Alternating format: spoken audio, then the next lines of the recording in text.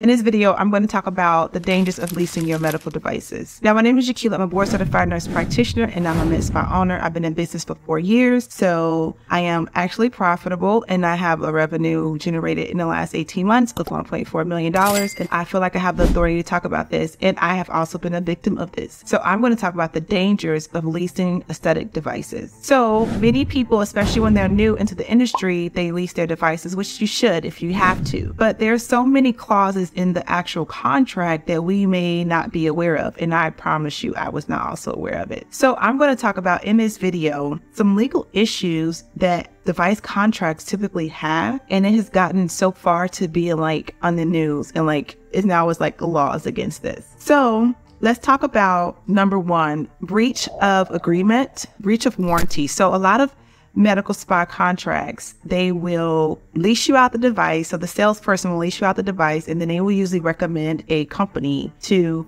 finance you, right? So you usually just go with them because you don't know. You should probably go to a regular bank or whatever, or you just may not have the credit to do so. So you just go through them because it makes more sense. But a lot of these devices don't perform as stated or expected and based on warranties offered by the manufacturer. The med spa could potentially lose the breach of a warranty, and a lot of the companies will refuse to remedy the situation. I'm not sure if you ever had a device break, but a lot of the companies will say, we'll replace your device. And this is all like an upsell part of it. If your device break, they will send out a demo device. And when it's time to fulfill that requirement, they don't have any, they're on back order, or they'll send out a tech. The tech takes weeks to come. So you also lose revenue, and they don't give you any type of credit for days of revenue lost because the contract is not contingent on you selling services. It's contingent on the price and what you agreed upon. So the second one I want to talk about is product liability issues. So if a device causes injury to a patient, the manufacturer can argue that the medical spa can be sued for negligence based on misuse of the equipment, even if the device is defective. So I know in the past med spas have went to court over this, having true like legal issues when devices become defective, and it may not start that way.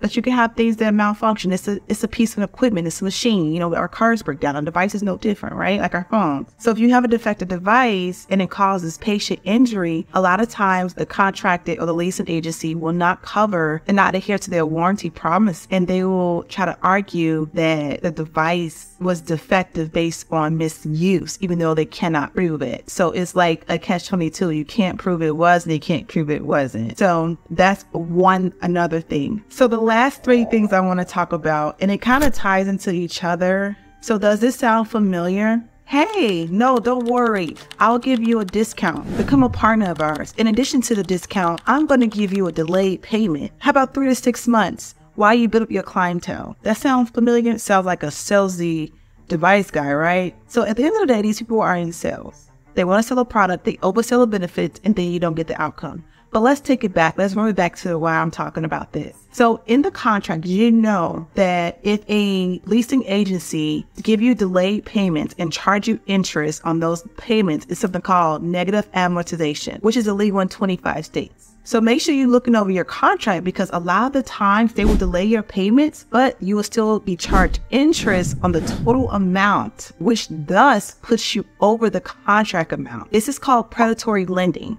And you have to be very aware of this. Also, delayed payments typically arise from like a loan or a lease, and you just start to pay on a different day. It's not as common like, I guess, I'm gonna say a student loan or mortgage. I would definitely say it allows the business to delay the payments for a few months while they kind of building up cash, while they're establishing cash flow. But it will typically lead to higher costs and overall high interest. The last thing I want to talk about is prepayment penalties. Did you know that in a contract, you must be mindful? When I mean have somebody read these contracts, you gotta have somebody read these contracts. A legal person. Don't just read the file print yourself. Have someone, do not sign anything until you have a legal person. I don't care if you gotta hire somebody, pay a one-time fee, $200. That $200 can save you thousands of dollars. Don't try to do the cheap route. You could do a free legal contract review. I know a lot of attorneys try to offer this, which is fine, but we want somebody that's responsive because a lot of prices, especially at the end of the quarter when you are getting a device at a discounted rate, are time sensitive. but I want to talk about prepayment penalties. Prepayment penalties are in the contract when the borrower has to pay off the loan before the end of the term, but they usually have prepayment penalties in the contract because they want to collect on the interest. You got to look in this. So you may face a prepayment penalty, or they may actually deny the device write-off. So the purpose of the prepayment penalty is to compensate the lender for the loss of interest. So I'm going to tell you a little story about me. So I bought a device and I had delayed 3 months, and I had my payments were $99 for the first 3 months. Now, I didn't know these things, but I found out when looking at my contract, because I was in the market to lease my second device, that I had a prepayment penalty, and I had established business credit at this point. I've been in business 3 years, and I'm like, okay, I want to pay this device off because I have a 0 APR business card. And also, a lot of leasing companies don't want you to use credit cards, they want you to use cash. Now, from a business standpoint, it makes sense for reducing, like credit card processing fees, but if they let you use a card to where you may draw down like your business line of credit, then that's also concerning because they should have multiple payment options, even if you have to take on the additional cost of the processing fees. So back to my story. So I'm in one of the states where negative amortization is illegal. So a lot of providers find themselves in these heavy, payments, hundreds of thousands of dollars, and you can't just get the device back, right? So what solution that I recommend, now knowing what I know and also working with an attorney, and I actually have an attorney on retainer who have represented me. I did not sign any contract. I don't care what it is. I don't care if it's a website hosting contract, an SEO contract. I send it over to my attorney to just review. I don't care if they give me 24 to 48 hours. I'm sorry, my attorney is reviewing. And that way you can argue fair terms. We're going to have good, fair terms where both parties are benefiting. Okay, so that concludes this video. I do recommend always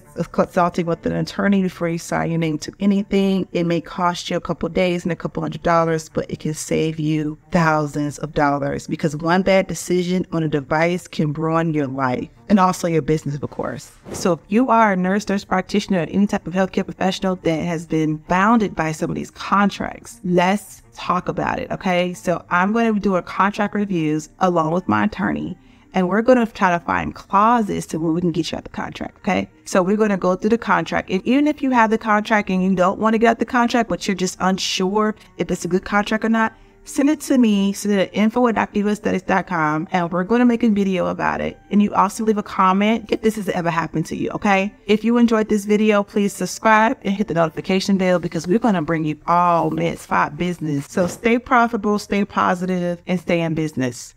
Bye.